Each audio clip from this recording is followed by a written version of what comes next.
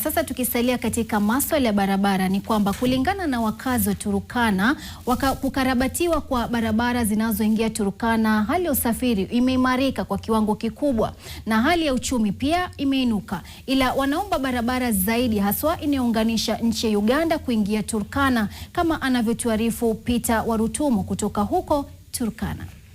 Simama katika njia panda inayounganisha barabara tatu muhimu ambazo zinakuja katika kaunti ya Turkana. Upande wangu wa kushoto ni barabara ya kuelekea Kalokol. Kalokol inajulikana hasa zaidi kwa sababu ya uvuvi wa samaki katika ziwa Turkana. Barabara hiyo inaenda mpaka Lokitang, mpaka Ethiopia, nchi ya Ethiopia. Upande wangu mwingine huu ni barabara ya kuelekea Lokchogio. Inapitia Kakuma, Lokchogio na inaenda mpaka Sudan.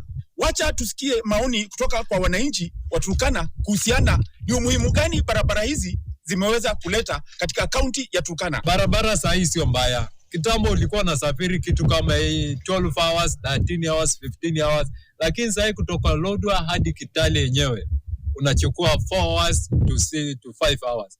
Na barabara hizi kulingana na wananchi zimeweza kuinua na kuimarisha uchumi wa kaunti yetu ya Turkana.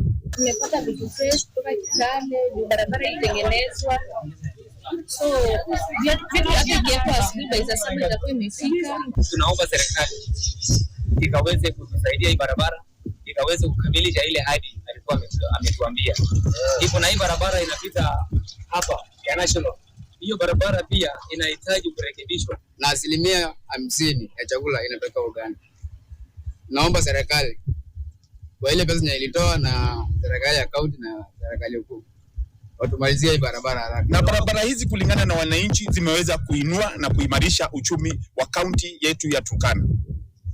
Peter Warutumo, NTV Mashinani, nikiwa kaunti ya Turkana.